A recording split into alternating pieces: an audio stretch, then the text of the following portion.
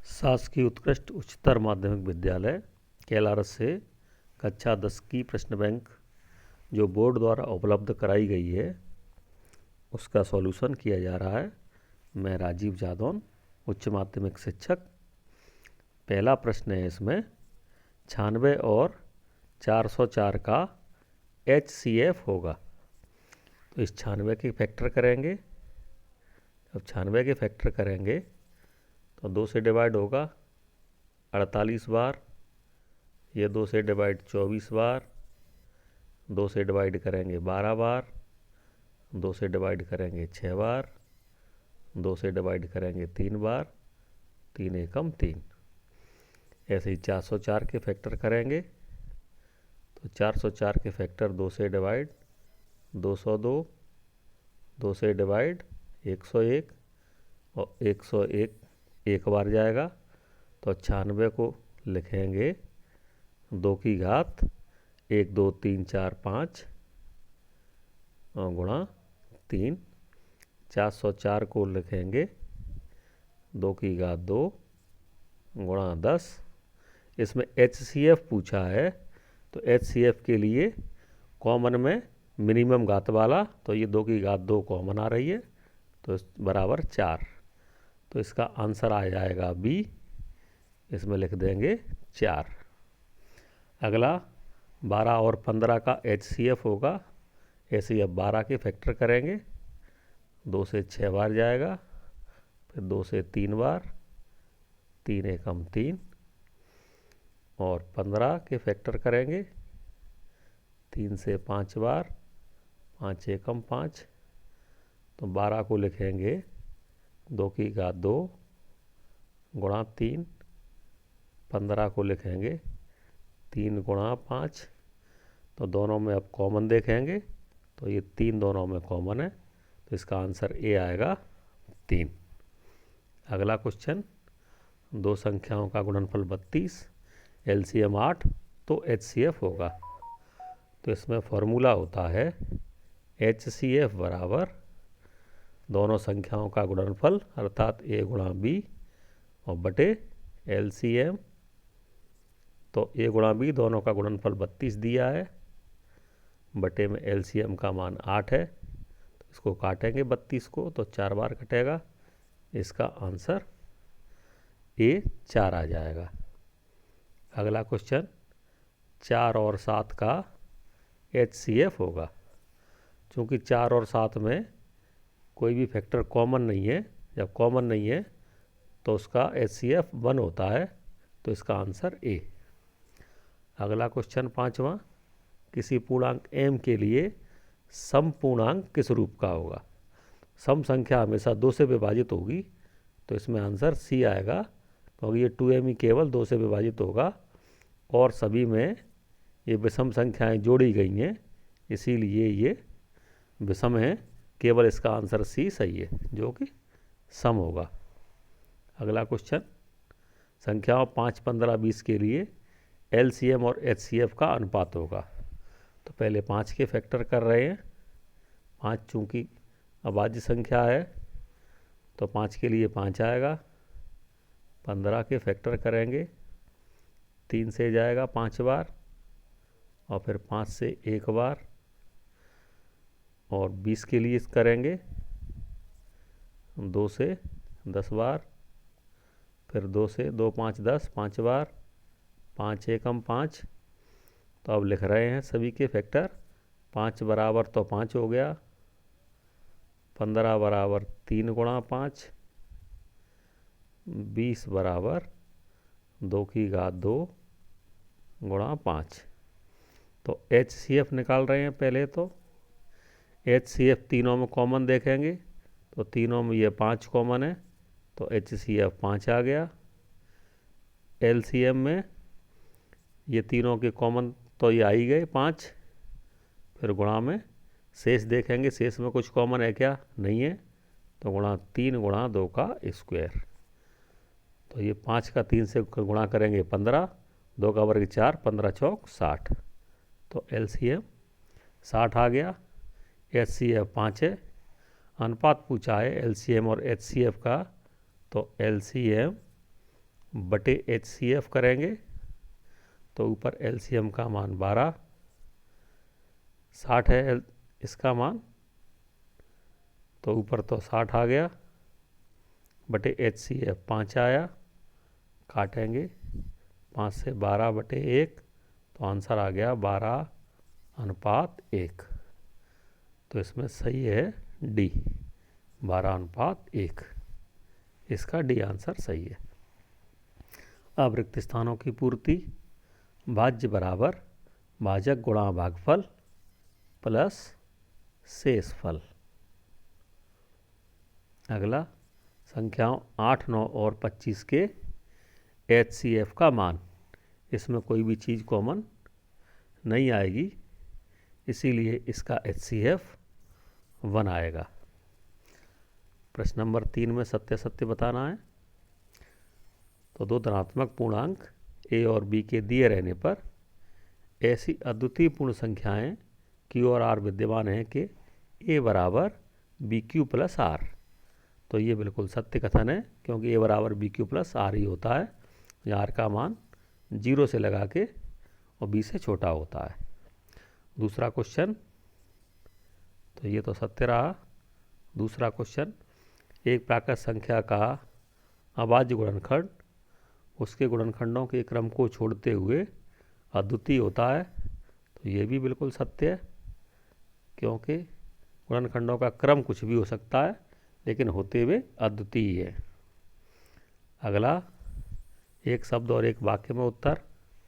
इसमें पूछा है 94 और 404 का HCF।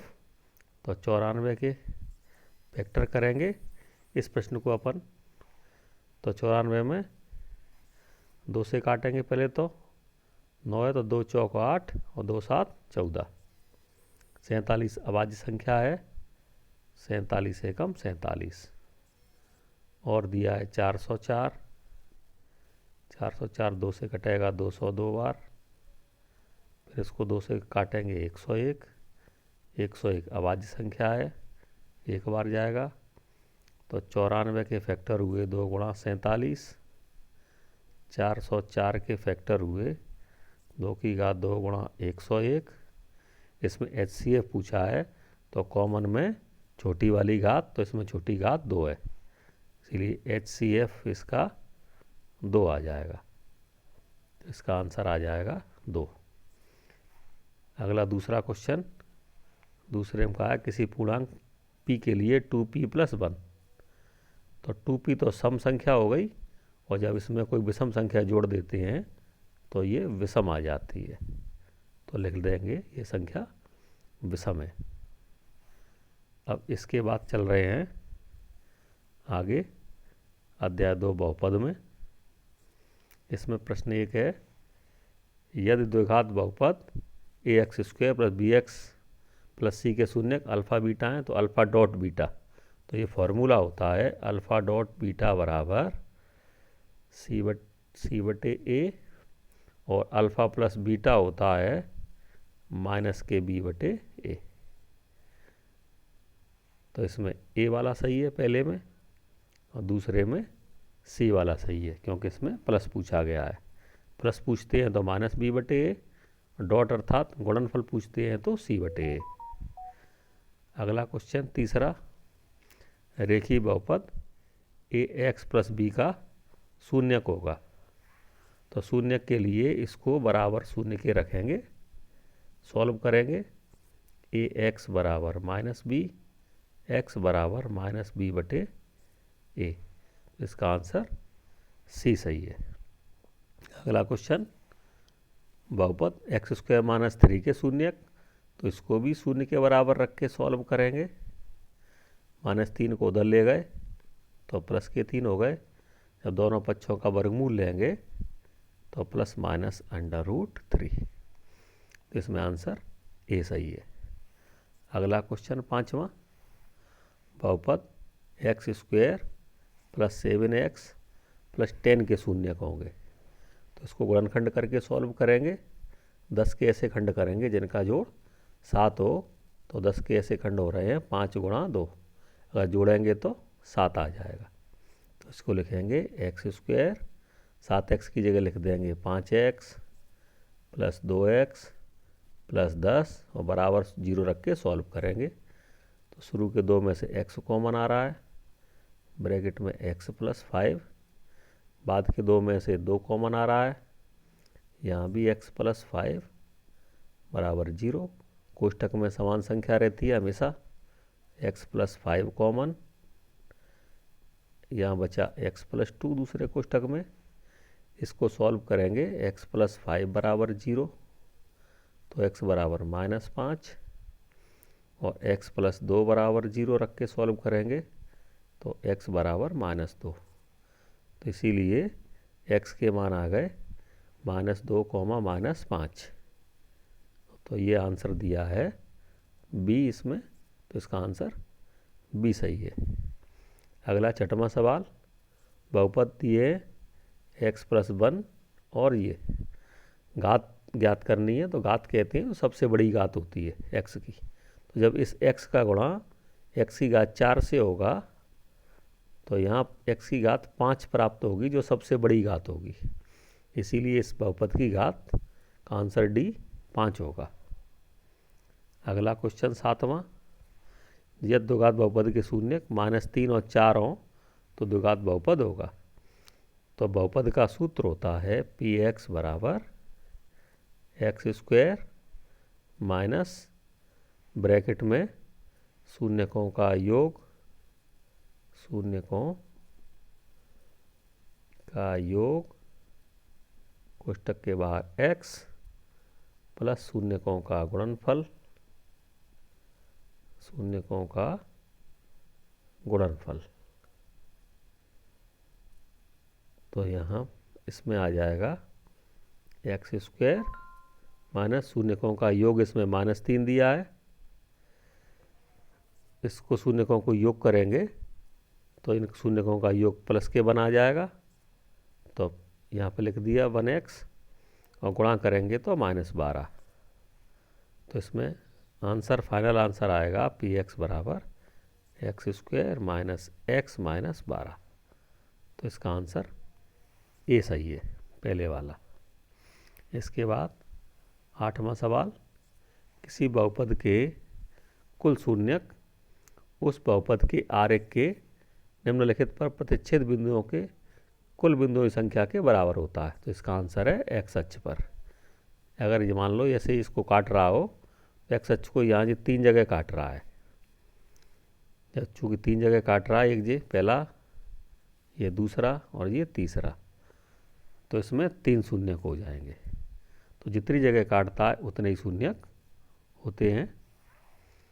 अगला, दो बहुपदों का गुणनफल 1 होता है।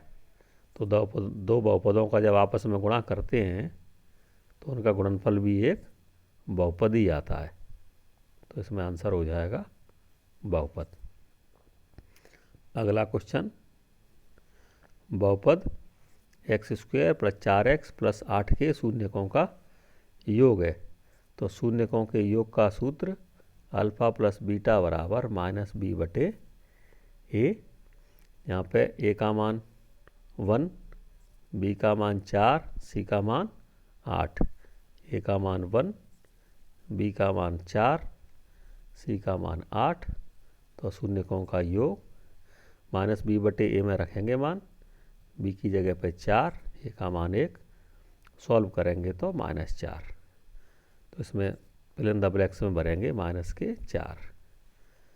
और गुणनफल होता है अल्फ़ा डॉट बीटा c/a, जो अगले फिल इन द ब्लैंक्स में है। तो c का मान 8 है, यहाँ पे 8, a का मान 1, 8/1 बराबर 8।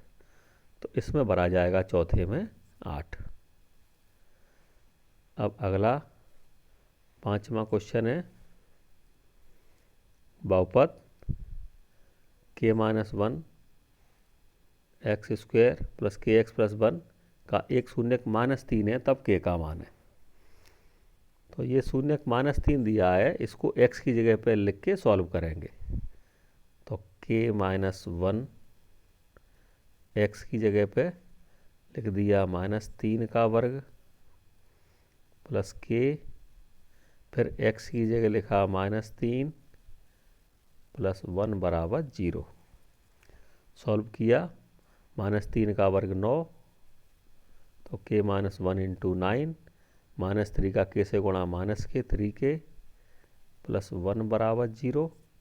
इस 9 से इस ब्रैकेट का गुणा करेंगे, k - 1 का 9k - 9 -3k + 1 बराबर 0। इस 9k में से 3k को माइनस करेंगे तो 6k, -9 + 1 किया तो -k 8 बराबर 0। और सॉल्व किया, 6k बराबर 8, इसको 2 से काटेंगे, 2 × 3 = 6, 2 × 4 = 8, तो k का मान 4/3। तो इसमें आंसर हो जाएगा 4/3। अगला, एक बीजी व्यंजक बहुपद नहीं है, सत्य सत्य बताने हैं। तो ये सत्य है, क्योंकि बहुपद की घात कभी भी रूट में नहीं आती है, इसमें √x दिया है, इसीलिए ये बहुपद नहीं है। अगला, शून्य बहुपद की घात शून्य है। तो जो शून्य बहुपद होता है उसकी घात अपरिभाषित होती है, इसीलिए ये असत्य है। इसकी घात शून्य नहीं होती, अपरिभाषित होती है। अगला, तीसरा क्वेश्चन, शून्य बहुपद की घात अपरिभाषित है, तो ये बिल्कुल सत्य है, क्योंकि इसकी घात अपरिभाषित ही होती है। चौथा क्वेश्चन है, n घात वाले बहुपद के अधिकतम n शून्यक हो सकते हैं। तो ये भी बिल्कुल सत्य है। किसी बहुपद की जितनी घात होती है अधिकतम उतने ही शून्यक होते हैं। n घात वाला है तो n शून्यक होंगे, 3 घात वाला है तो 3 शून्यक, 2 घात वाला तो 2 शून्यक, इसीलिए ये कथन सत्य है। अगला क्वेश्चन, रैखिक बहुपद की घात कितनी होती है। तो रैखिक बहुपद होता है ax + b रूप का, इसमें x की घात 1 है, तो यहाँ हम लिख देंगे 1। फिर है, द्विघात बहुपद की घात कितनी होती है। तो द्विघात बहुपद का रूप ax² + bx + c होता है, तो इसमें घात x की घात 2 आ रहा है, तो इसकी घात 2 होती है। अगला क्वेश्चन, त्रिघात बहुपद की घात कितनी होती है। तो जो त्रिघात बहुपद है वो इस रूप का होता है ax³ + bx² + cx + d, तो इसमें ये x की घात 3 आ गई, तो हम कह देंगे कि इसमें त्रिघात बहुपद की घात बराबर 3। अगला क्वेश्चन, इसमें शून्यकों की संख्या पूछी है, तो ये x अक्ष को 2 जगह पे काट रहा है, इसीलिए इसमें शून्यकों की संख्या बराबर 2 हो जाएगा। अब इसके बाद अगला पाठ है 2 चरों वाले रैखिक समीकरण युग्म। इसके वस्तुनिष्ठ कर रहे हैं। पहला क्वेश्चन, निम्नलिखित में से 2 चरों में रैखिक समीकरण है। तो 2 चर होने चाहिए x और y, चारों में ही है। रैखिक समीकरण में घात 1 होनी चाहिए, यहाँ घात 2 है, इसीलिए ये नहीं है। यहाँ घात 2, ये भी नहीं। यहाँ दोनों में घात 2, ये नहीं। हाँ, यहाँ घात दोनों में 1 है, इसीलिए यही इसका आंसर है। अगला क्वेश्चन, यदि a1/a2 बराबर नहीं है b1/b2, तो ये कंडीशन अद्वितीय हल की होती है। ये फॉर्मूला है अद्वितीय हल के लिए, a1/a2 बराबर नहीं है b1/b2। अगला तीसरा, a1/a2 बराबर b1/b2 बराबर नहीं है c1/c2, तो ये कंडीशन होता है, कोई भी हल नहीं होगा। अगला चौथा क्वेश्चन है, इसमें यदि a1/a2 बराबर b1/b2 बराबर c1/c2, तो ये कंडीशन होती है c वाली, अनंततः अनेक हल होंगे। अब इसके बाद पांचवा क्वेश्चन है, रैखिक समीकरण युग्म a1x + b1y + c1 बराबर 0 तथा a2x + b2y + c2 बराबर 0 के अद्वितीय हल होने की शर्त, जैसा कि अभी बताया है, अद्वितीय हल की शर्त होती है a1/a2 बराबर नहीं है b1/b2। छठवां क्वेश्चन, कोई हल नहीं है, तो ये वाला होता है b A1/A2 बराबर B1/B2 बराबर नहीं C1/C2।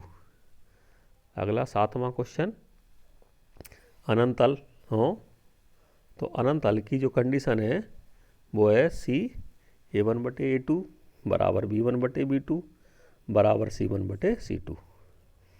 अब प्रश्न 2 में रिक्त स्थान है। इसमें दिया है समीकरण 2x + 3y बराबर 5 में x बराबर 1 तो y x की जगह पे 1 रख के सॉल्व करेंगे तो 2 इस x की जगह पे रखा 1 + 3y बराबर 5। 2 का 1 से गुणा 2, 2 का पच्छांतरण करेंगे तो 5 - 2 3y बराबर 3, 3 से 3 कट जाएगा एक बार तो y का मान 1 आ जाएगा। तो इसमें भरेंगे y बराबर 1। अगला क्वेश्चन, वह समीकरण जिसको ax + by + c बराबर 0 के रूप में रखा जा सकता है, जहाँ a b c वास्तविक संख्याएं हैं, a और b दोनों शून्य नहीं है, दो चरों x और y में एक, इसको रैखिक समीकरण कहते हैं क्योंकि इसमें घात 1 है। तो यहाँ लिखेंगे रैखिक, क्योंकि x और y दोनों चरों की घात 1 है, इसीलिए रैखिक समीकरण। अगला क्वेश्चन, समीकरण 2x + y बराबर k में x बराबर 2 रखना है, y बराबर 1 रखना है, फिर सॉल्व करेंगे। तो यहाँ रखा x के स्थान पे 2 रखा प्लस इस y के स्थान पे 1 रखा, सॉल्व कर रहे हैं। 2 दूनी 4 प्लस 1 बराबर k, 4 और 1 5, तो k का मान 5। तो इसमें भर देंगे फिल इन द ब्लैंक्स में 5। अगला सत्य असत्य, दो चरों में एक रैखिक समीकरण के अनेक हल होते हैं। तो ये कथन सत्य है कि जब एक समीकरण होता है तो अनंत हल होते हैं, और जब दो समीकरण होते हैं तो फिर कंडीशन देखते हैं कि क्या द्वितीय हल है या अनंत हल है या कोई भी हल नहीं है। लेकिन जब एक रैखिक समीकरण हो तो फिर अनेक हल होते हैं, सत्य है। अगला, रैखिक समीकरण का प्रत्येक हल उसको निरूपित करने वाली रेखा पर स्थित बिंदु होता है। ये बिल्कुल सत्य है। अगर ये रेखा हो तो जो भी हल होगा इस पे ही स्थित कोई ना कोई बिंदु अवश्य होगा। तो ये कथन भी सत्य है। अब एक शब्द और एक वाक्य कर रहे हैं। दो चरों में रैखिक समीकरण का मानक रूप लिखिए। जैसा बार बार बता रहे हैं, तो दो चरों में रैखिक समीकरण हो जाएगा ax + by + c बराबर 0, या हम इसको इस रूप में भी लिख सकते हैं ax + by बराबर c। अगला, रैखिक समीकरण y बराबर mx + 3 में यदि x बराबर -2 y बराबर 5 तो m का मान, x के स्थान पर -2 लिखेंगे और y के स्थान पर 5। फिर इसको सॉल्व करेंगे तो इस y की जगह लिखा 5, m x की जगह लिखा -2 प्लस के 3, सॉल्व कर रहे हैं। 3 को इधर लाएंगे माइनस का हो जाएगा, ये -2m, 2 बराबर -2m, इस 2 से ये 2 1 बार कटेगा तो m बराबर -1। तो इसमें आंसर आ जाएगा m बराबर -1। इसके बाद अगला पार्ट चौथा, इसके कर रहे हैं विकल्पों को हल। पहला दिया है यदि द्विघात समीकरण ax² + bx + c के मूल समान हो तो विविक्त कर का मान, तो जो विविक्त कर d होता है वो 0 होता है, इसीलिए इसमें पहला हल मूल समान हो तो। अगला दूसरा कि मूलों की प्रकृति होगी, तो मूलों की प्रकृति के लिए पहले विविक्त कर ज्ञात करना पड़ता है। विविक्त कर माने d बराबर b² - 4ac। तो यहाँ देखेंगे इस a का मान 1, b का 1 और c का -1। a का मान 1 है, b का मान 1, c का मान -1। जब इसमें रखेंगे तो 1 का स्क्वायर -4, a का 1, c का -1, सॉल्व किया 1 का स्क्वायर 1, माइनस +4, 5 आ गया तो 0 से बड़ा है। जब ये 0 से बड़ा है तो इसके मूल वास्तविक और भिन्न भिन्न होते हैं, तो इसका आंसर बी सही है, वास्तविक और भिन्न। अगर इसका मान बराबर आ जाता तो फिर वास्तविक और समान होते, और अगर मान माइनस में आ जाता अर्थात 0 से छोटा आता तो फिर कोई वास्तविक मूल नहीं होता। लेकिन यहाँ प्लस में आया है 5, 0 से बड़ा है, इसीलिए इसका आंसर बी सही है, वास्तविक और भिन्न। अगला क्वेश्चन तीसरा, किसी द्विघात समीकरण में चर की अधिकतम घात होती है। जब ये द्विघात का समीकरण है घात 2 का, तो चर की अधिकतम घात 2 होगी। घात 3 का है तो अधिकतम घात 3 होती है, और रैखिक हो तो अधिकतम घात 1 होती है। लेकिन यहाँ द्विघात है, इसीलिए इसमें आंसर बी आएगा 2। चौथा क्वेश्चन, द्विघात समीकरण a x square plus b x plus c बराबर 0 का विविक्त कर होगा। तो विविक्त कर का सूत्र ए है, डी बराबर बी स्क्वायर माइनस 4ac।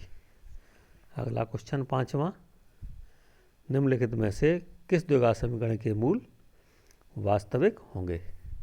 तो वास्तविक के लिए हमको सबसे पहले विविक्त कर ज्ञात करना पड़ता है, डी बराबर बी स्क्वायर माइनस 4ac। तो जिसमें मान 0 या 0 से बड़ा आएगा तो उसके मूल वास्तविक होंगे। तो इस पहले सवाल को हल कर रहे हैं। ए का मान इसमें 1 है, बी का मान 9 है, सी का मान 4 है। तो इसमें रखा डी में 9 का वर्ग माइनस 4, ए का मान 1, सी का मान भी 4, 9 का वर्ग किया तो 81 माइनस 16।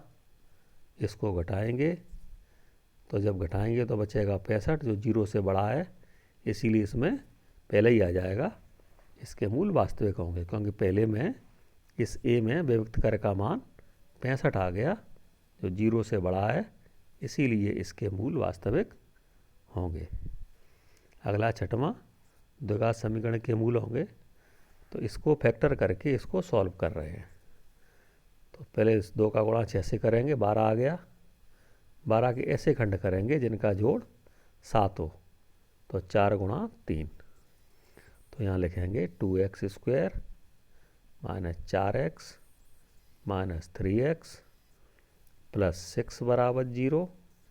शुरू के 2 इनमें से कॉमन निकालेंगे तो 2x कॉमन, ब्रैकेट में x माइनस 2, बाद वाले दोनों में से माइनस 3 कॉमन, x माइनस 2 बराबर 0। एक कोष्टक में x माइनस 2 आएगा, दूसरे में 2x माइनस 3 आएगा। x माइनस 2 को बराबर 0 रख के सॉल्व करेंगे तो इसका मान 2, और इसको सॉल्व करेंगे 2x बराबर 3, तो x बराबर 3/2। तो इसमें इसका मान आ गया, इसमें पहले ही मान आ गया 3/2, 2। अगला कर रहे हैं रिक्त स्थान। एक समीकरण पी एक्स बराबर 0, पी एक्स घात 2 का बहुपद हो तो कहलाता है। जब घात 2 होती है उसमें, तो हम इसको वर्ग समीकरण कहते हैं, तो ये कहलाता है वर्ग समीकरण, या फिर हम इसको द्विघात समीकरण भी कहते हैं, द्विघात समीकरण कहते हैं। अगला, किसी द्विघात समीकरण की अधिकतम, तो जब द्विघात है तो अधिकतम 2 मूल हो सकते हैं। इसके बाद तीसरा क्वेश्चन, समीकरण x माइनस 3 x माइनस 4 के मूल हैं, तो इन दोनों ब्रैकेटों को सॉल्व करेंगे बराबर 0 रख के। तो x माइनस 3 बराबर 0 रख के सॉल्व किया तो x बराबर 3, x प्लस 4 बराबर 0 रख के सॉल्व किया, x बराबर माइनस 4। तो इसके मूल आ गए 3 माइनस 4। अगला क्वेश्चन चौथा, यदि किसी द्विघात समीकरण के मूल वास्तविक और समान हो, जब वास्तविक और समान होते हैं तो उसके विभक्त कर का मान 0 होता है। अगला पांचवा, द्विघात समीकरण के विभक्त कर का सूत्र, तो विभक्त कर का सूत्र d बराबर बी स्क्वायर माइनस 4ac होता है। अब सत्य सत्य, एक द्विघात समीकरण के एक से अधिक मूल हो सकते हैं, तो ये बिल्कुल सत्य है, क्योंकि उस द्विघात समीकरण के अधिकतम 2 मूल होते हैं। इसमें 1 से अधिक कह रहा है, तो 2 1 से अधिक होता है, इसीलिए सत्य है। अगला क्वेश्चन दूसरा, समीकरण के मूल 0 और -1 होंगे, तो सॉल्व करेंगे दोनों को 0 रख के। x बराबर 0, फिर इसको रखा x माइनस 1 बराबर 0, इससे मान प्लस का 1 आया, लेकिन यहाँ पे कह रहा है -1, इसीलिए ये वाला कथन असत्य है, क्योंकि मूल 0,1 है।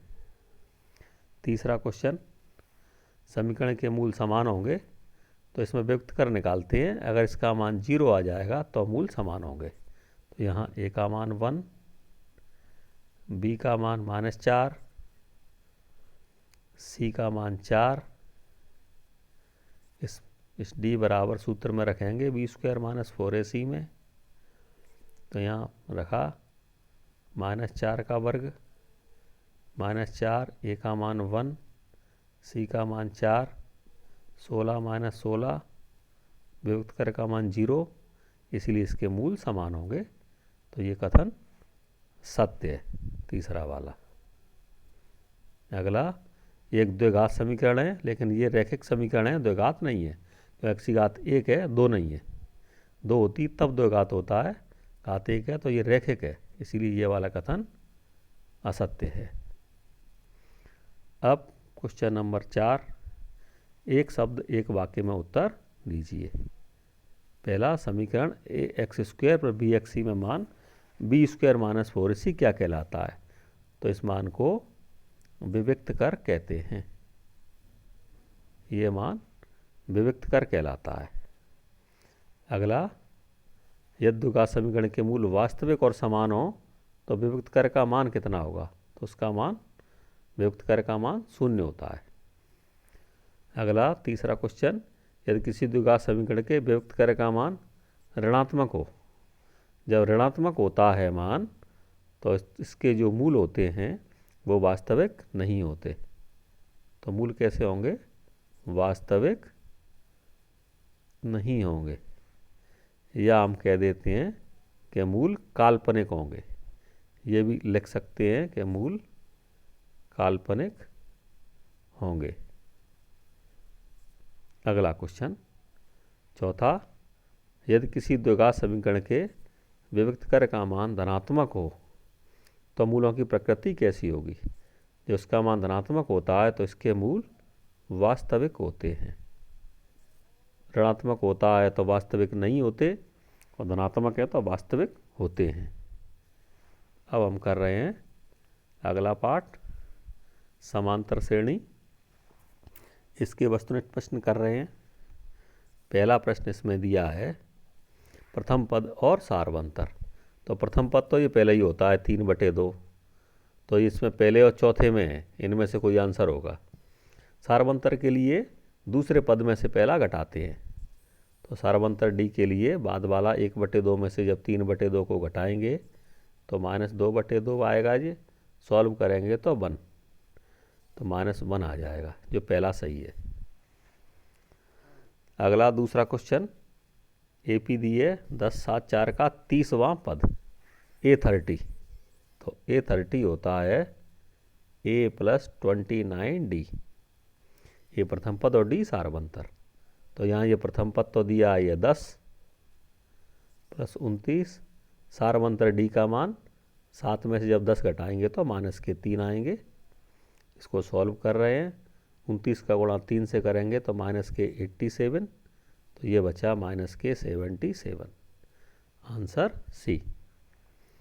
इसके बाद अगला क्वेश्चन, AP -3, 1/2, 2 का 11वां पद पूछा है, जिसमें A का मान तो -3 है, D का मान दूसरे में से पहला पद घटाएंगे तो -1/2 में से -3 घटाएंगे तो +3 हो जाएंगे।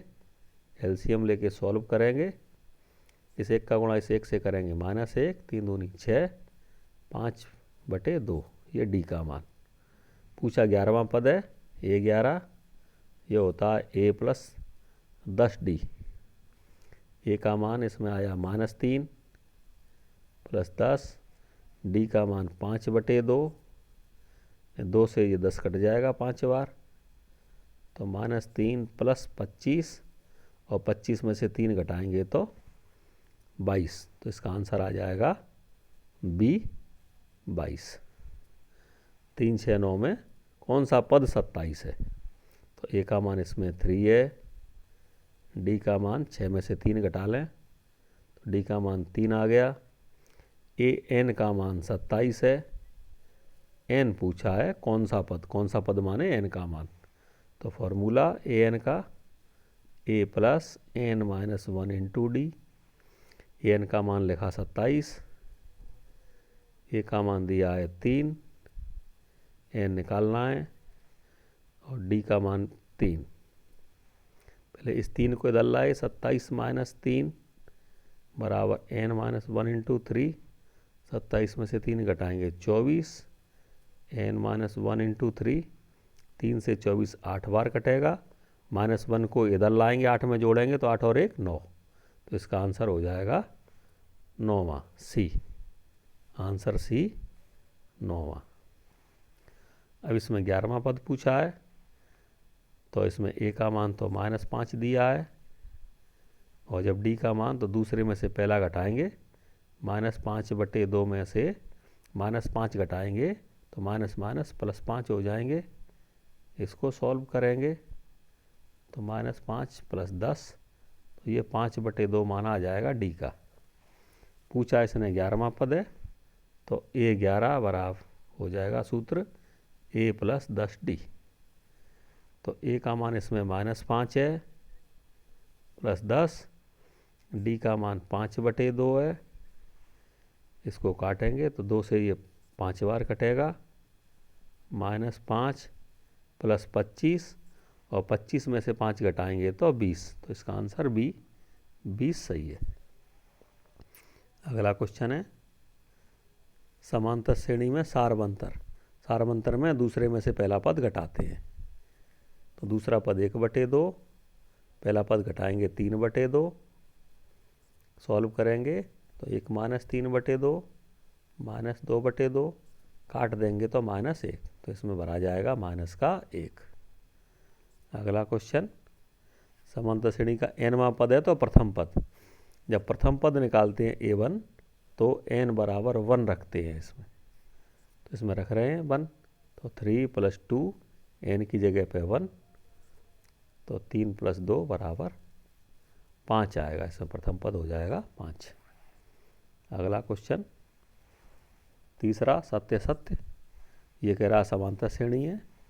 जब 2 में से -2 घटाएंगे तो 4 आएगा, लेकिन -2 में से 2 घटाएंगे तो -4 आएगा, इसीलिए समांतर श्रेणी नहीं है। तो ये कथन हो गया असत्य, क्योंकि 2 क्रमागत पदों का हर जगह अंतर समान नहीं है। दूसरा क्वेश्चन ABC AP में है तो B बराबर A + C/2। यह सत्य है क्योंकि ये सूत्र होता है। AP के लिए B बराबर A + C/2। अगला क्वेश्चन श्रेणी 864 का 6वां पद -2 है। तो देख रहे हैं इसमें A का मान 8 है, D का मान दूसरे में से पहला पद घटा रहे हैं, -2 आ गया। छठवां पद A6 तो A + 5D। A का मान 8 रखा, D का मान -2, 8 - 10 तो आंसर -2। तो ये भी -2 ही है। तो ये वाला कथन सत्य है। अब एक शब्द और एक वाक्य में उत्तर। AP के 10वें पद का मान। तो इसमें पहला पद 2 है, सारवंतर दूसरे में से घटाएंगे जी पहला पद, 7 में से 2, सारवंतर 5 आ गया।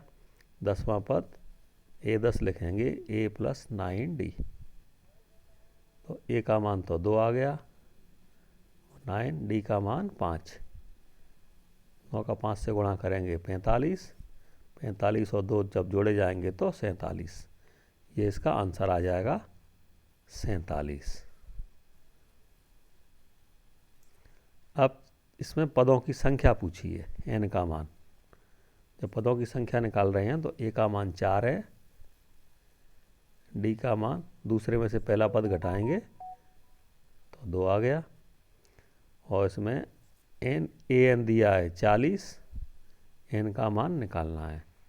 सूत्र है an बराबर A + n - 1 इंटू D।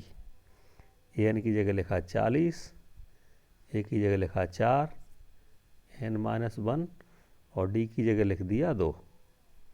40 का पच्छांतरण किया तो 40, 4 का किया 40 माइनस 4, n माइनस 1 इंटू 2, 40 में से 4 घटाए तो 36, n माइनस 1 इंटू 2, इस 2 से 36 काटेंगे तो 18 बार कटेगा।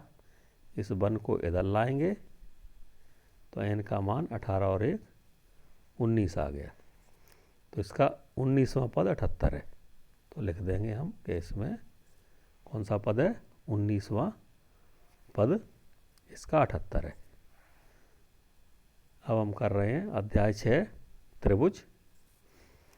यदि किसी त्रिभुज की एक भुजा के समांतर अन्य तो बिंदुओं पर प्रतिच्छेद करने के लिए रेखा खींची जाए तो एक अनुपात में विभाजित हो जाती है, तो हम इसको कहते हैं आधारभूत आनुपातिकता प्रमेय, या इसका दूसरा नाम थेल्स प्रमेय भी है। इसको थेल्स प्रमेय भी कहते हैं। अगला क्वेश्चन, ए बी बराबर दिया, इसमें 6√3, AC का मान 12, BC का मान 6, ये इस टाइप का त्रिभुज है ABC। तो इसमें AC का मान 12 सेंटीमीटर है, BC का मान 6 सेंटीमीटर है, इसका 6√3 सेंटीमीटर है। या हम देख रहे हैं कि इस कर्ण का वर्ग बराबर है लंब का वर्ग प्लस आधार का वर्ग। इस टाइप की कंडीशन होती है, कर्ण के सामने का कोण समकोण होता है, इसीलिए इसका आंसर सी सही है, 90 डिग्री। अगला क्वेश्चन, डी समांतर AB, CD बराबर 3 सेंटीमीटर, EC 4, BE 6, तो DA का मान, तो DE समांतर दिया है AB। तो ये इस टाइप का त्रिभुज है, नीचे तो बन रहे हैं इसमें AB, ऊपर C है और ये DE है। इसमें CD का मान 3 सेंटीमीटर दिया है, ये CD 3 सेंटीमीटर, EC 4 है, ये वाला EC 4 सेंटीमीटर है, BE 6 सेंटीमीटर है, DA पूछा है ये वाला, इसको x सेंटीमीटर मान लिया। तो थेल्स प्रमेय से सॉल्व कर रहे हैं हम। थेल्स प्रमेय से होता है, ये ऊपर वाली भुजा CD बटे DA बराबर CE बटे EB, तो 3 बटे x बराबर 4 बटे 6। तो इसको काटेंगे, 2 दूनी 4, 2 तिया 6, कैंची गुणा 3 का इस 3 से करेंगे 9, इसका करेंगे 2x, तो 2x बराबर 9, x बराबर 9 बटे 2, भाग देंगे तो 4.5, आंसर आएगा सी। अगला क्वेश्चन, यदि एक त्रिभुज में एक भुजा का वर्ग अन्य दो भुजाओं के वर्गों के योग के बराबर हो तो पहली भुजा का सम्मुख कोण, यह पाइथागोरस प्रमेय का विलोम है, तो इसमें आंसर आएगा 90 डिग्री, क्योंकि ये कौन सी प्रमेय होती है, पाइथागोरस का विलोम। अगला क्वेश्चन 5वां, किसी त्रिभुज ABC में DE समांतर BC, ये ABC है, इसमें ये DE समांतर दी है BC के, AD बराबर x लिख दिया, DB बराबर x माइनस 2, AE बराबर x प्लस 2, EC बराबर x माइनस 1। तो इसको सॉल्व करेंगे थेल्स प्रमेय से, AD बटे DB बराबर AE बटे EC, तो x बटे x माइनस 2 बराबर तीसरी बटे चौथी x प्लस 2 बटे x माइनस 1।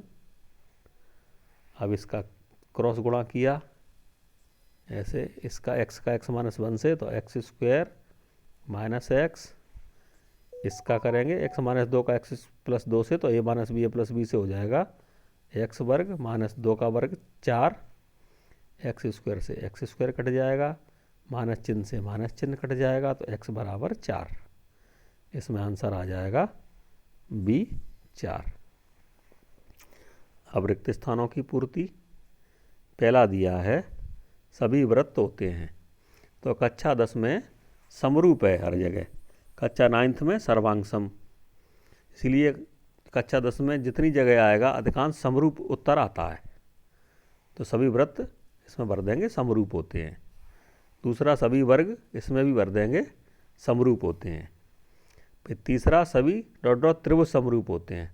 तो समबाहु त्रिभुज समरूप होती हैं क्योंकि इनकी भुजाएं सबकी बराबर होती हैं, कोण भी बराबर होते हैं। तो जब इनका अनुपात समान होगा तो हम कहेंगे कि ये त्रिभुज समरूप होते हैं। चौथा क्वेश्चन, दो समान कोणिक त्रिभुजों में उनकी संगत भुजाओं का अनुपात सदैव समान होता है। समान कोणिक हैं इसीलिए इनका अनुपात समान होगा क्योंकि ये समरूप होते हैं इसीलिए।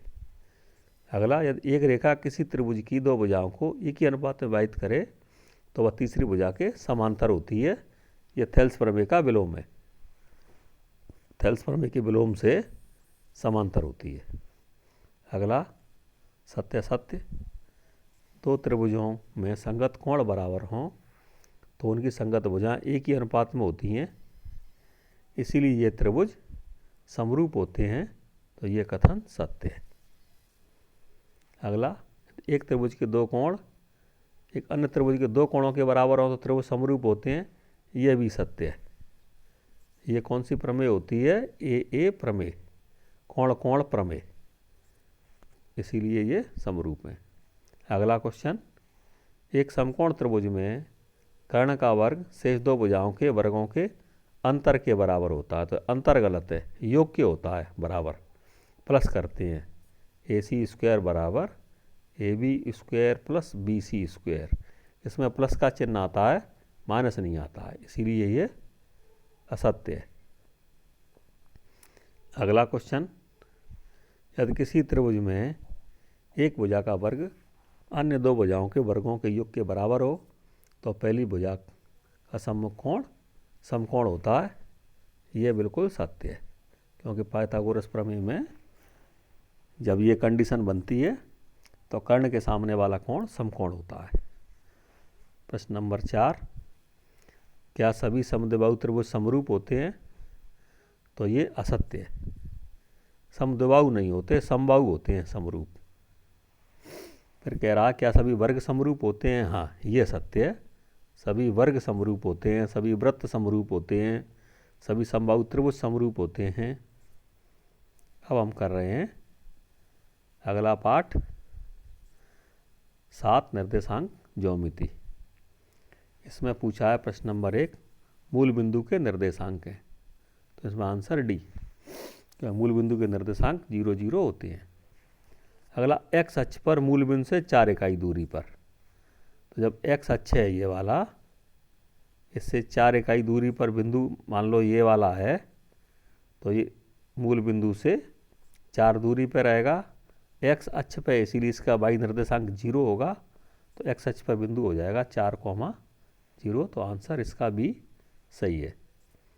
तीसरा क्वेश्चन, बिंदुओं के बीच की दूरी। तो ये दूरी का फॉर्मूला पहले ही दिया है, ए बी बराबर √x2 - x1 का स्क्वायर प्लस y2 - y1 का स्क्वायर। अगला क्वेश्चन चौथा, बिंदुओं के बीच की दूरी। तो इस फॉर्मूले का उपयोग कर रहे हैं। तो ये हो गया √ में x में से x निर्देशांक घटा के वर्ग करेंगे, 0 - 8 का वर्ग प्लस y वाले में से घटाएंगे तो 0 - 6 का वर्ग। 0 में से 8 गए 8, 8 का वर्ग करेंगे तो 64, 6 का वर्ग करेंगे 36, जोड़ेंगे तो √100 और जब इसका वर्गमूल निकालेंगे तो आंसर आएगा 10। तो इसमें आंसर बी सही है, 10। अगला क्वेश्चन पाँचवा, बिंदुओं x1 y1 और x2 y2 को मिलाने वाली रेखा के मध्य बिंदु के निर्देशांक होंगे। तो इसका फॉर्मूला होता है पहला वाला, x1 + x2 / 2, y1 + y2 / 2। इसी पे बेस्ड छठवां क्वेश्चन है। इसमें भी पूछे मध्य बिंदु के निर्देशांक। तो इन दोनों निर्देशांकों को जोड़ेंगे, x वालों को और y वालों को, और 2 का देंगे भाग। तो इसमें आएगा x वाले जोड़े तो 1 + 3 / 2, y वाले जोड़े 2 + 4 / 2।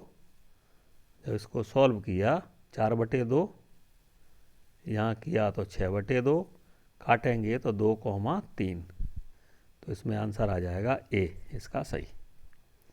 अगला क्वेश्चन, रिक्त स्थान, एक वृत्त के व्यास के सिरों के निर्देशांक। तो केंद्र के, ये वही कंडीशन है, केंद्र इनका मध्य बिंदु होता है व्यास के सिरों का।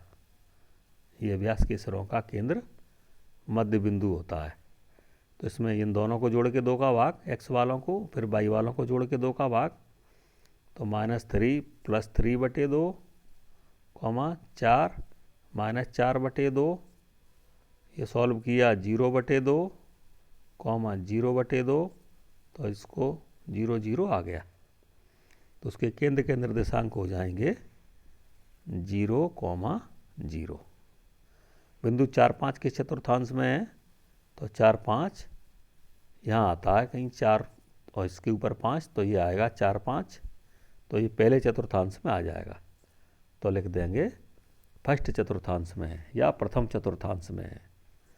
अगला क्वेश्चन, किसी बिंदु का भुज शून्य है, कोटि 3 है, तो x अक्ष पर स्थित होगा। भुज शून्य होगा, कोटि 3, तो ये बिंदु इस अक्ष पे आएगा, y पे, x पे नहीं आएगा, इसीलिए ये वाला कथन असत्य है।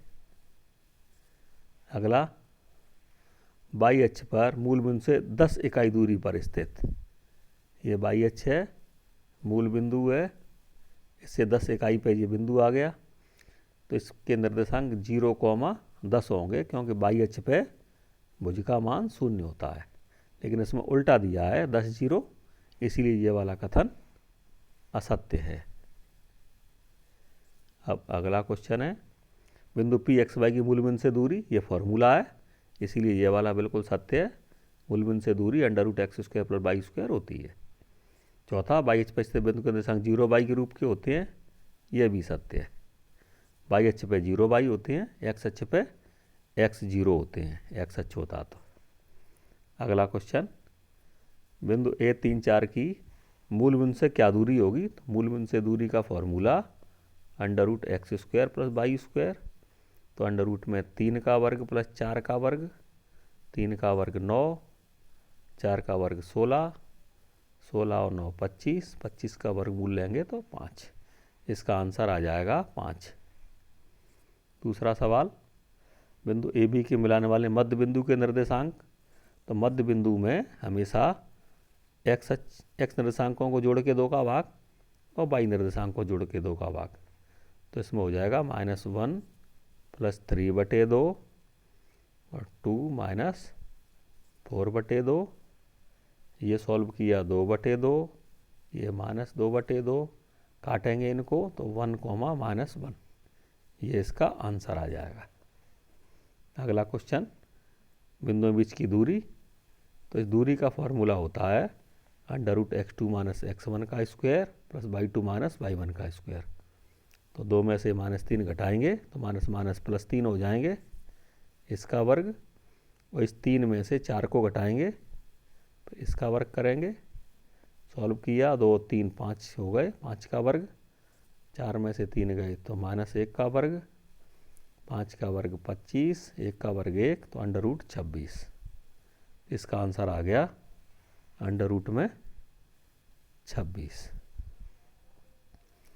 अब देख रहे हैं अगला पाठ, त्रिकोणमिति का परिचय।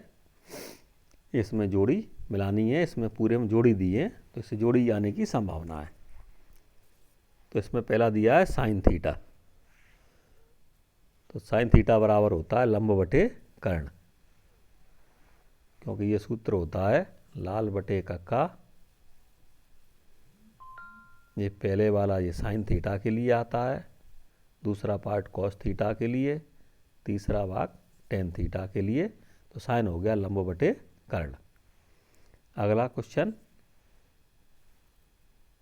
sec थीटा × cos थीटा, तो ये sec थीटा होता है 1/cos थीटा के बराबर, गुणा में ये cos थीटा पहले से ही है, कट के इसका मान आ जाएगा 1, तो ये इसका तीसरा सही। tan 30 का मान होता है 1/√3। अब cot 60, तो cot 60 cot का कोसेक का संबंध होता है, तो ये वाला आंसर आ जाएगा। और sec 90 - थीटा sec 90 के साथ कोसेक में चेंज हो जाता है, तो इसका आंसर ये वाला सही है। इधर 5 हैं, इधर 6 हैं, इन 5 में से, इन 6 वालों में से जो सही 5 होंगे वो वाले ही मिलानी है बस। अब अगला कर रहे हैं, कोसेक 60 का लिखना है मान, तो ये होता है 2/√3। tan 90 minus theta tan cot में चेंज हो जाता है, तो इसका ये वाला सूत्र आ जाएगा। अब sin 48 sec 42 plus cos 48 cosec 42 solve कर रहे हैं। sin 48 को जब हम लिखेंगे, ये 45 से ज़्यादा है तो साइन को cos में चेंज कर देंगे, इसको 90 में से घटा देंगे। 90 माइनस 48 इंटू sec 42 प्लस इस cos को कर देंगे साइन में चेंज, 90 में से घटाएंगे 48 और cosec 42। तो ये cos 90 माइनस 48 हो गया cos 42 into sec 42 plus sign 42 cosec 42। तो जी cos 42 ऐसा ही आएगा, sec 42 होता है 1 cos 42 प्लस साइन 42 ये ऐसा ही आएगा, cosec 42 होता है 1 साइन 42। ये कट के 1, ये कट के 1, 1 में 1 जुड़ेगा तो 2। तो इसका आंसर आ जाएगा ये वाला 2 वाला। और sine square theta plus cos square theta का मान 1 होता है, तो ये पहला आंसर आ जाएगा। और tan 90 का मान अनंत होता है, तो इसका आंसर दूसरा आ जाएगा। अब तीसरी जोड़ी सॉल्व कर रहे हैं। इसमें लिखा है sec square 3 theta minus tan square 3 theta. तो sec square theta minus tan square theta का मान बनाता है, कोण कितने भी हों पर समान होने चाहिए। यहाँ 3 है तो यहाँ भी 3 थीटा ही होना चाहिए। इसका मान 1। 2 tan theta cot theta, tan theta से कॉट थीटा कट जाता है क्योंकि कॉट थीटा 1 tan थीटा होता है, तो इसका आंसर बचेगा 2। तो 1 प्लस tan स्क्वायर थीटा का फॉर्मूला होता है 1 प्लस tan स्क्वायर थीटा बराबर होता है सेक स्क्वायर थीटा के। अगला cosec square theta minus 1, cosec का कॉट से संबंध होता है, तो ये हो गया कॉट स्क्वायर थीटा। और फिर कोसेक 90 माइनस थीटा, कोसेक 90 के साथ सेक में चेंज हो जाता है। इसके बाद चौथी जोड़ी 1 प्लस कॉट स्क्वायर थीटा। तो ये फॉर्मूला है, तो 1 प्लस कॉट स्क्वायर थीटा बराबर होता है कोसेक स्क्वायर थीटा। अगला सेक थीटा, तो इसका भी फॉर्मूला है, सेक थीटा होता है 1 कॉस थीटा के। तीसरा sine square theta plus cos square theta, तो इसका मान 1 होता है, तो ये हो गया चौथा इसका। tan 60 का सूत्र, tan 60 का मान, तो tan 60 का मान होता है √3। और सेक 90 माइनस थीटा, सेक कोसेक में चेंज हो जाएगा, इसका आंसर होगा पहला। अब दिया है पांचवी जोड़ी 1 प्लस tan स्क्वायर थीटा। तो जब 1 प्लस tan स्क्वायर थीटा करेंगे तो ये होता है पहले ही cosec square theta. tan 90 minus theta, tan 90 के साथ कॉट में चेंज हो जाता है। √1 माइनस कॉस स्क्वायर थीटा, तो ये साइन थीटा के होगा बराबर। और 1 प्लस कॉट स्क्वायर थीटा जब करेंगे तो 1 प्लस कॉट स्क्वायर थीटा हो जाएगा कोसेक स्क्वायर थीटा के। इसमें लिखा था 1 प्लस tan स्क्वायर थीटा, तो सॉरी ये वाला इसके बराबर होता है सेक स्क्वायर थीटा के, इसके नहीं होता है। तो ये होगा कौन सा इसमें। अब अगला कह रहा है साइन 45 का मान, तो ये होता है 1/√2। तो ये जो 1 प्लस tan स्क्वायर थीटा है वो सेक स्क्वायर थीटा हो गया। ये इस प्रकार जोड़ी हो जाएगी। अब अगला क्वेश्चन 6 दिया है इसमें सही जोड़ी। तो साइन 60 का मान √3/2। अब दिया है 1 प्लस tan स्क्वायर थीटा, तो ये सेक स्क्वायर थीटा ही बराबर हो जाएगा 1/सेक थीटा। जब सेक का उल्टा कॉस होता है तो ये कॉस थीटा के हो जाएगा। Cos square theta plus sine square theta, तो ये हो जाएगा 1। और लास्ट दिया है कोसेक स्क्वायर थीटा माइनस 1, तो ये हो जाएगा कॉट स्क्वायर थीटा के। अब इसके बाद हम देख रहे हैं अध्याय नंबर 10 वृत्त के सॉल्व कर रहे हैं। 5 सेंटीमीटर त्रिज्या वाले वृत्त के बिंदु P पर स्पर्श रेखा, तो ये इस टाइप की कोई स्पर्श रेखा इसमें खींच लेंगे। बिंदु P पर स्पर्श रेखा PQ, ये केंद्र है इसका, ये O केंद्र से जाने वाली ये स्पर्श रेखा हो गई। यदि ये Q पर इस प्रकार मिलती है, ये Q है, ये P है, ये इस पर लंब होती है कि OQ बराबर 12, ये 12 सेंटीमीटर है। और दिया है 5 सेंटीमीटर त्रिज्या है, तो ये मान 5 हो गया। तो इसका मान पूछा है पी क्यू का। तो इसमें पाइथागोरस प्रमेय लगेगी, कर्ण का वर्ग बराबर लंब का वर्ग प्लस आधार का वर्ग। तो 12 का स्क्वायर बराबर 5 का वर्ग प्लस x का वर्ग। तो जो 12 का वर्ग होगा 144, 5 का वर्ग 25 प्लस एक्स स्क्वायर। तो 144 माइनस 25 बराबर एक्स स्क्वायर। 144 में से जब 25 घटाएंगे तो 119 बराबर एक्स स्क्वायर। वर्गमूल लेंगे तो x बराबर √119 सेंटीमीटर।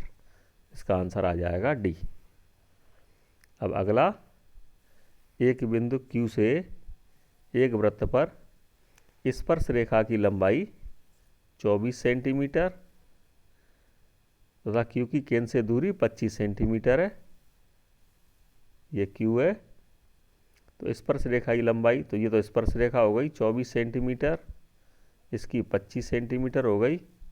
त्रिज्या ये पूछी है ये वाली, तो इसमें ये 25 सेंटीमीटर वाला कर्ण है, इसकी त्रिज्या x मान ली। फिर वही लगेगी पाइथागोरस प्रमेय, कर्ण का वर्ग बराबर लंब का वर्ग प्लस आधार का वर्ग। तो इसमें 25 का वर्ग बराबर x का वर्ग प्लस 24 का वर्ग। 25 का वर्ग 625 x वर्ग, 24 का वर्ग करेंगे 576, एक्स स्क्वायर बराबर 625 माइनस 576, एक्स वर्ग बराबर, जब इसको सॉल्व किया तो 49 और वर्गमूल लिया 49 का तो 7 सेंटीमीटर। तो इसमें इसका पहला आंसर सही हो जाएगा 7 सेंटीमीटर। इसके बाद अगला, एक बिंदु P से O केंद्र वाले, ये O केंद्र वाले किसी वृत्त पर PAPB स्पर्श रेखाएं परस्पर 80 डिग्री के कोण पर झुकी हैं। एक बिंदु P है, ये वाला कोई, ये स्पर्श रेखाएं हैं ये दो, O इसका केंद्र है ये वाला। ये स्पर्श रेखाएं PA और PB हो गई ये वाली, परस्पर 80 डिग्री पर ये झुकी हुई हैं। ये मिलाएंगे तो ये 90 के कोण होते हैं, क्योंकि त्रिज्या स्पर्श रेखा पे लंब होती है। ये 80 डिग्री का कोण है, ये दोनों 90-90 हो गए। तो इन चारों कोणों का योग 360 होता है। तो ये 90, 90, 80 तीनों का जोड़ करके 360 में से घटा देंगे, घटाएंगे तो ये 200, 90, 90 180 और 180 260, 260 घटेंगे 360 में से, तो ये बचेगा कोण PAO, ये 100 डिग्री बचा। पूछा उसने POA है, ये टोटल 100 है, तो ये आधा हो जाएगा 50 डिग्री का, तो इसमें आ जाएगा 50। अगला क्वेश्चन, TPTQ केंद्र O वाले वृत्त पर दो स्पर्श रेखा इस प्रकार हैं। इसी टाइप का क्वेश्चन है। इसका केंद्र O है, ये TP और TQ हैं दो, ये P और Q हो गई इधर, क्या POQ 110, ये त्रिज्याएं तो 90-90 डिग्री के। ये POQ कोण दिया है 110 का, ये 90-90 हो गए, तो चारों का योग 360 है। तो PTQ ये कोण पूछा है उसने, तो 360 में से, क्योंकि चारों का जोड़ 360 में से इन तीनों का योग घटाएंगे, 90 प्लस 110 200, 290 घटा देंगे। तो जब तीनों का जोड़ 290 घटाया 360 में से, तो ये बच गया 70 डिग्री। अगला रिक्त स्थान, किसी वृत्त की स्पर्श रेखा उसे डॉट डॉट बिंदु पर प्रतिच्छेद करती है। तो एक बिंदु पर प्रतिच्छेद करेगी उसको, यहाँ लिख देंगे एक। वृत्त के दो बिंदुओं पर प्रतिच्छेद करने वाली रेखा को यहाँ पे आएगा छेदक रेखा, इसको कहते हैं छेदक रेखा। ये कोई वृत्त है, ये दो बिंदुओं पर प्रतिच्छेद कर रही है, ए और बी, तो इसको कहते हैं छेदक रेखा। अगला, वृत्त तथा उसकी उभयनिष्ठ बिंदु को वृत्त तथा उसकी स्पर्श रेखा के उभयनिष्ठ बिंदु को क्या कहते हैं? तो इसको कहते हैं स्पर्श बिंदु। इसको कहा जाता है स्पर्श बिंदु। अगला, स्पर्श बिंदु से होने कर जाने वाली त्रिज्या स्पर्श रेखा पर लंब होती है। क्योंकि स्पर्श बिंदु हो मान लो ये, तो ये वाली त्रिज्या इस पर हमेशा 90 डिग्री का कोण बनाती है, तो ये लंब होती है। अगला क्वेश्चन, वृत्त को दो बिंदुओं पर प्रतिच्छेद करने वाली रेखा को छेदक रेखा कहते हैं। सत्य सत्य बताना है, तो ये बिल्कुल सत्य है। दो बिंदुओं पर वृत्त को ये काटती है, उसी को छेदक रेखा कहते हैं। और वृत्त को एक बिंदु पर स्पर्श करने को स्पर्श रेखा कहते हैं। ये एक बिंदु पर स्पर्श कर रही है, तो इसका नाम स्पर्श रेखा होता है। ये बिल्कुल सत्य है, तो दूसरा कथन भी सत्य है। अब एक शब्द एक वाक्य में उत्तर। वृत्त को दो बिंदुओं पर प्रतिच्छेद करने वाली रेखा को क्या कहते हैं? तो दो बिंदुओं पर काटती है, उसको कहते हैं छेदक रेखा। और अगला, वृत्त के एक बिंदु पर प्रतिच्छेद करने वाली रेखा को क्या कहते हैं? जब एक बिंदु पर प्रतिच्छेद करती है तो उसको कहते हैं स्पर्श रेखा। एक बिंदु वाली को स्पर्श रेखा और दो बिंदुओं पर प्रतिच्छेद करने वाली को छेदक रेखा। अब हम देख रहे हैं अगला, रचनाएं हैं। इसमें कोई भी ओटी परीक्षा में नहीं आएगा। अब 12वां पाठ है वृत्तों से संबंधित क्षेत्रफल। यदि किसी वृत्त का क्षेत्रफल 154 सेंटीमीटर स्क्वायर है तो इसकी परिमाप होगी। इसको सॉल्व कर रहे हैं। वृत्त के क्षेत्रफल का सूत्र होता है पाई आर स्क्वायर। तो लिखा मैंने पाई आर स्क्वायर बराबर 154, पाई का मान 22/7, आर स्क्वायर 154, 22 से काटेंगे इसको 7 बार, तो आर स्क्वायर बराबर 7 × 7, वर्गमूल लिया तो आर बराबर 7 सेंटीमीटर। पूछा इसमें परिमाप है, तो परिमाप का सूत्र होता है 2πr। यहाँ लिख दिया, पाई की जगह 22/7, आर का मान ये 7 आ गया, 7 से 7 कटा, ये बचे 2 × 22, तो 2 × 22 44। इसका आंसर सी वाला सही है, 44 सेंटीमीटर। अगला दिया है दूसरा, एक वृत्त का परिमाप और क्षेत्रफल संख्यात्मक रूप से बराबर है। तो परिमाप बराबर दिया है क्षेत्रफल के। तो जो वृत्त का परिमाप है बराबर किसके दिया है? वृत्त के क्षेत्रफल के।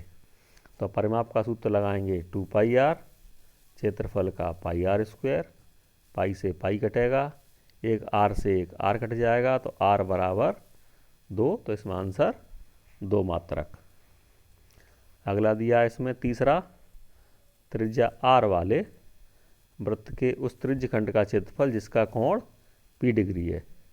तो त्रिज्य खंड के क्षेत्रफल का सूत्र होता है θ/360 × पाई आर स्क्वायर। यहाँ पर कोण थीटा का मान दिया ये p डिग्री, यहाँ रख देंगे p/360 और पाई, इस r का मान कैपिटल R है, तो पाई कैपिटल R स्क्वायर। तो इसमें आंसर हो जाएगा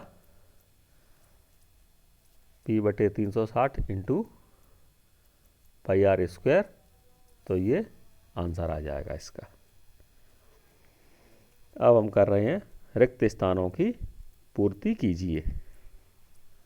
यदि वृत्त का क्षेत्रफल 4π वर्ग सेंटीमीटर है तो उसकी त्रिज्या होगी। तो लगा रहे हैं हम यहाँ पे वृत्त के क्षेत्रफल का सूत्र।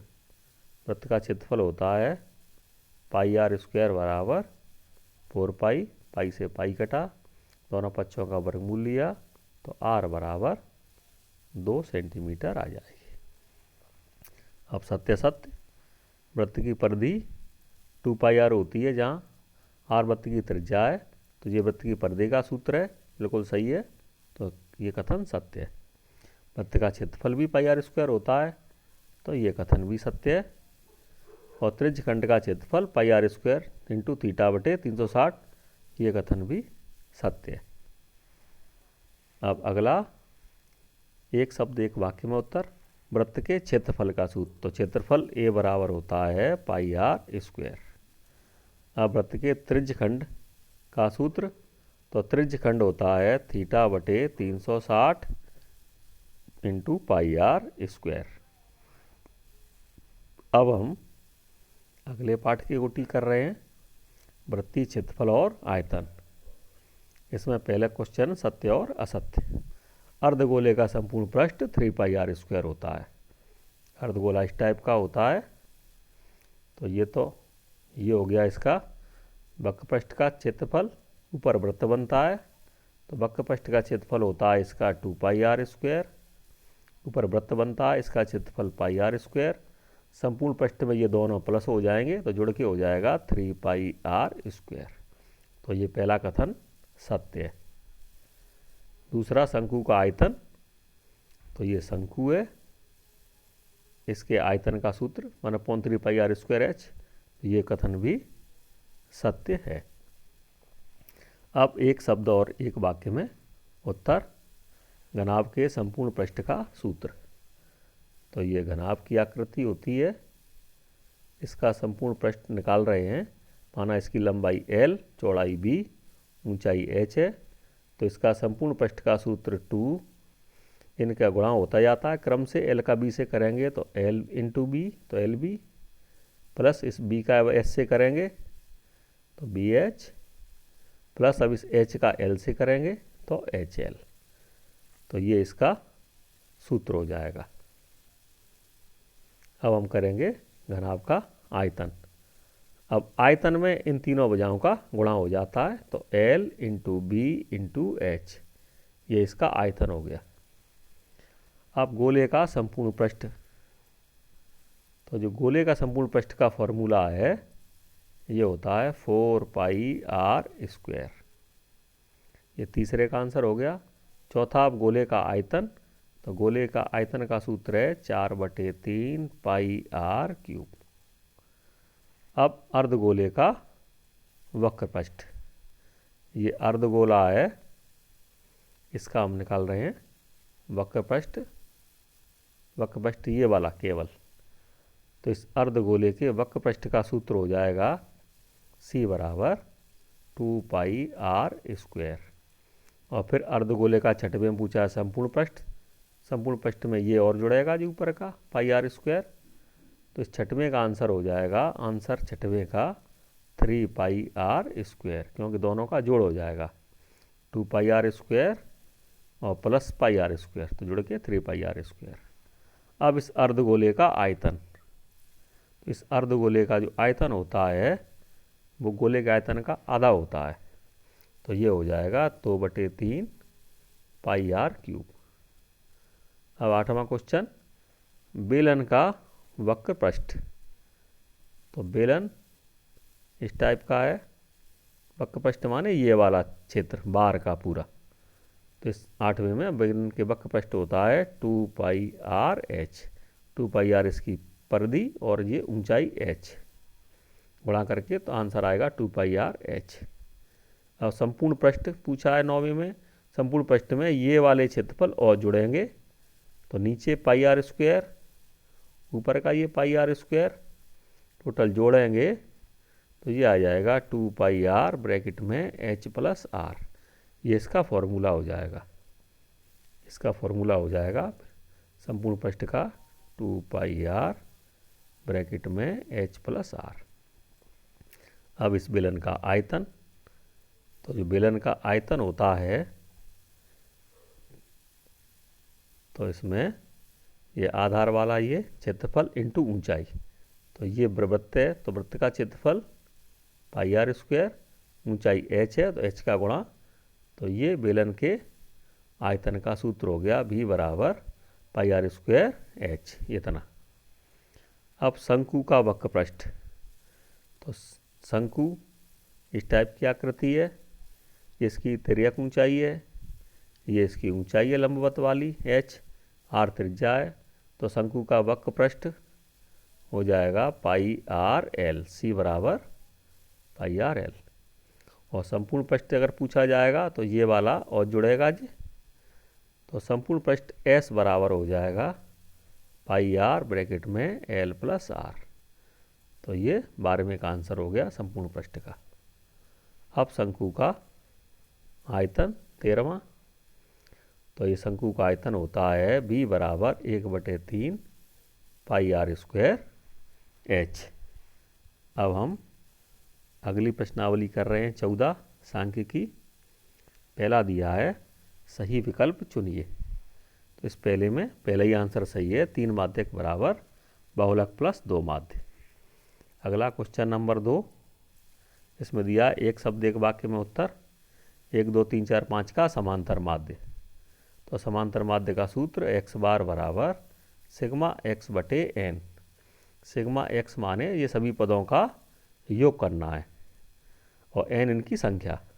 तो योग करेंगे 1 + 2 + 3 + 4 + 5 और संख्या इनकी 5 है। ऊपर का जोड़ आया तो 15/5, काटा तो 3। इसका आंसर 3 आ जाएगा। आंसर पहले का आंसर आ गया 3। अब दूसरा बहुलक। बहुलक में ये देखते हैं कौन से पद की बारंबारता सबसे अधिक है, अर्थात सबसे अधिक बार आया है। इसमें ये 7 देखने पर पता चल रहा है ये सबसे अधिक बार आया है, इसीलिए इसमें आंसर हो जाएगा 7, क्योंकि इसकी आवृत्ति सबसे अधिक है। अब हम कर रहे हैं अगला पाठ। अगला पाठ है प्रायिकता। इसमें सही विकल्प चुनने हैं। पहला दिया है किसी घटना की प्रायिकता P है तो न घटने की प्रायिकता होगी। तो हमको पता है घटने की P होती है तो न घटने की होती है 1 - P, के दोनों का योग प्रायिकता P न घटने को कहते हैं P ई बार, इसका जोड़ दोनों का 1 होता है। तो ये P ई बार का मान निकालेंगे तो 1 - P ई आ जाएगा। तो ये पहला आंसर इसका डी हो जाएगा सही, 1 - P। अब दूसरा क्वेश्चन, कौन सा मान किसी घटना की प्रायिकता नहीं हो सकती। तो यह हमें पता है कि प्रायिकता हमेशा 0 से लगा के 1 तक होती है, बस 1 से अधिक नहीं होती, इस 0 से कम नहीं होती, अर्थात माइनस में नहीं होती है और 1 से अधिक नहीं होती। लेकिन डी वाला मान 17/16 1 से अधिक है, इसीलिए ये प्रायिकता नहीं हो सकती है। अगला क्वेश्चन तीसरा, कौन सी संख्या किसी घटना की प्रायिकता नहीं हो सकती। इसमें बी, क्योंकि ये माइनस में उत्तर आ गया, प्रायिकता कभी भी माइनस में नहीं होती है। अब क्वेश्चन 2, रिक्त स्थानों की पूर्ति। किसी असंभव घटना की प्रायिकता। जब कोई घटना असंभव है तो घटित नहीं होगी, इसीलिए इसकी प्रायिकता 0 होती है। और किसी निश्चित घटना की प्रायिकता, दूसरा क्वेश्चन, जब घटना हमेशा ही घटित होनी है तो उसकी प्रायिकता फिर 1 होती है। तीसरा क्वेश्चन, किसी प्रायिकता का मान सदैव बीच होता है, तो 0 से लगा के 1 तक होता है, तो लिख देंगे प्रायिकता P हो तो 0 से लगा के 1। अब सत्य असत्य बताने हैं।